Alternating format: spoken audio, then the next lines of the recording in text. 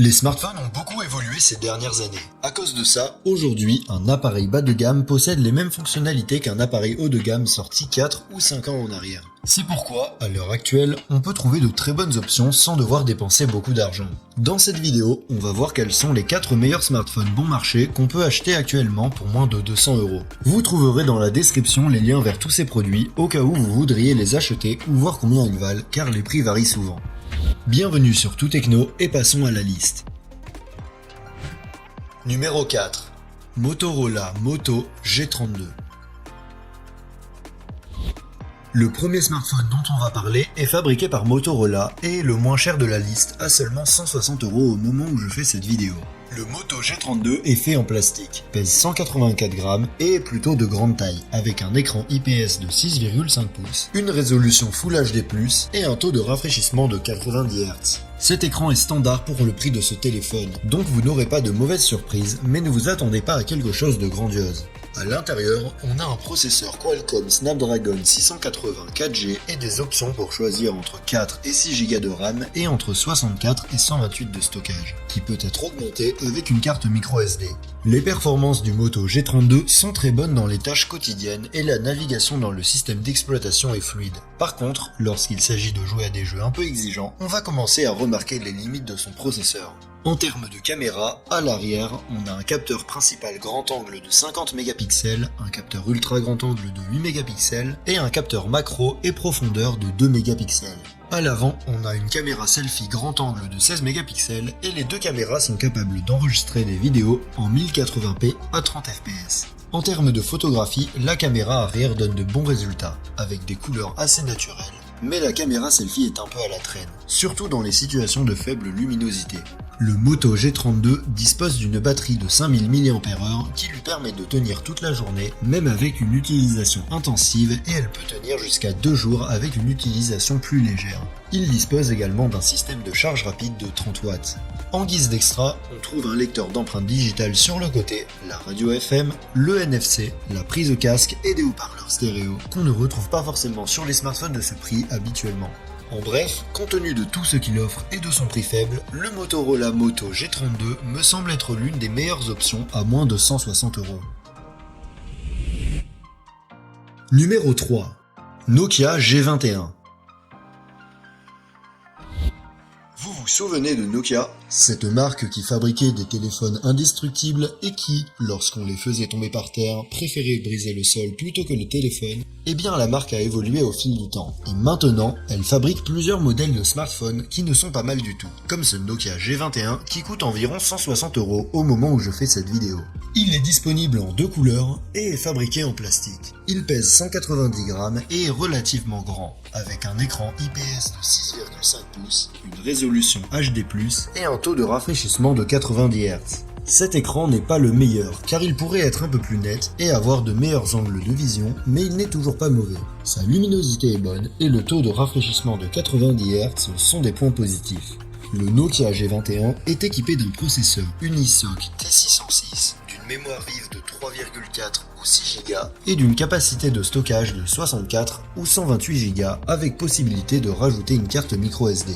Avec ces composants, les performances de ce smartphone sont acceptables, mais elles ne sont pas particulièrement rapides ni idéales pour les jeux. Son système d'exploitation est un pur Android, donc au moins il est assez fluide sur ce côté-là. Côté appareil photo, on a à l'arrière un capteur principal grand angle de 50 mégapixels, ainsi qu'un capteur macro et un capteur de profondeur de 2 mégapixels chacun. Sur le devant, on a une caméra selfie de 8 mégapixels. Les deux appareils sont capables d'enregistrer des vidéos en 1080p à 30 images par seconde, mais ils sont très basiques car leur qualité d'image n'a rien d'exceptionnel. La batterie est le meilleur atout du Nokia G21, car ses 5050 mAh peuvent durer jusqu'à 2 jours en utilisation normale. Il dispose également d'une charge rapide de 18 watts, bien qu'avec le chargeur inclus, ça n'atteint que 10 watts et donc se charge assez lentement. Comme extra, on a un haut-parleur avec un son mono, un lecteur d'empreintes digitales sur le côté, le NFC et la radio FM.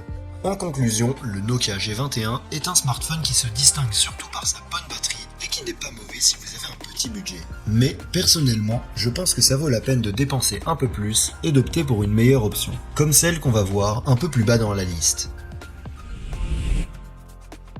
Numéro 2. Redmi Note 11.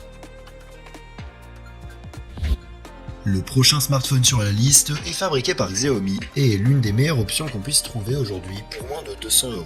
Actuellement à 180 au moment où je fais cette vidéo.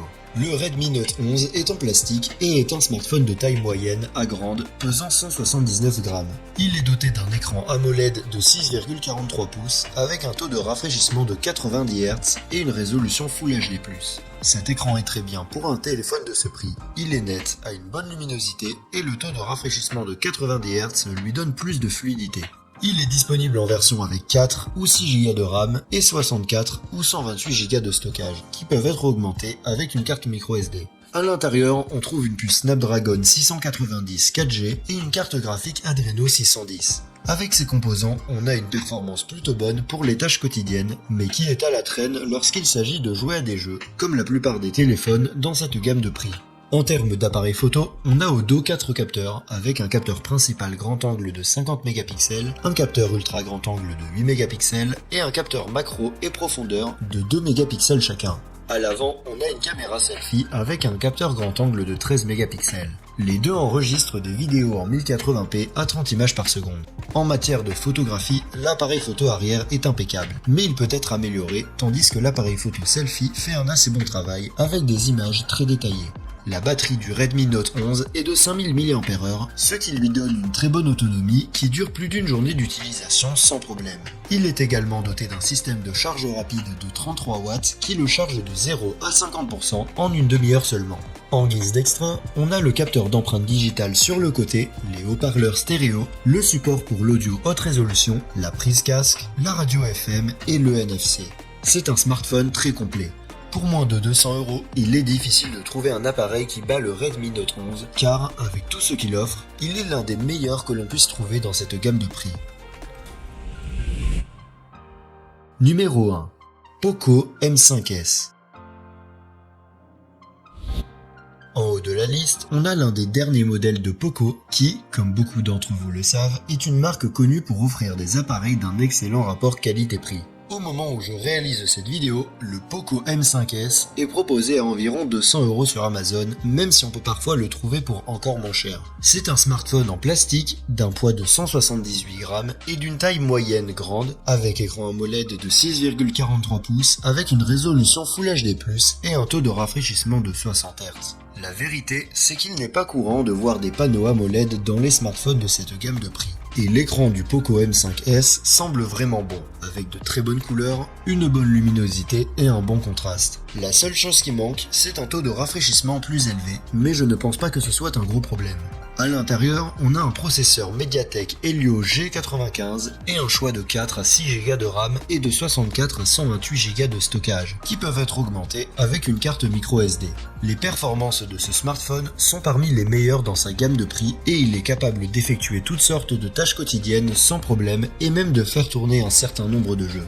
Le Poco M5s possède 4 caméras à l'arrière avec un capteur principal grand angle de 64 mégapixels, un capteur ultra grand angle de 8 mégapixels et un capteur macro et de profondeur de 2 mégapixels chacun. À l'avant, il dispose d'un capteur de 13 mégapixels capable d'enregistrer des vidéos en 1080p à 30 fps, tandis que la caméra arrière peut enregistrer des vidéos en 4K, ce qui n'est pas mal du tout. En photo comme en vidéo, ces appareils donnent de bons résultats dans l'ensemble, avec un léger retard en cas de faible luminosité.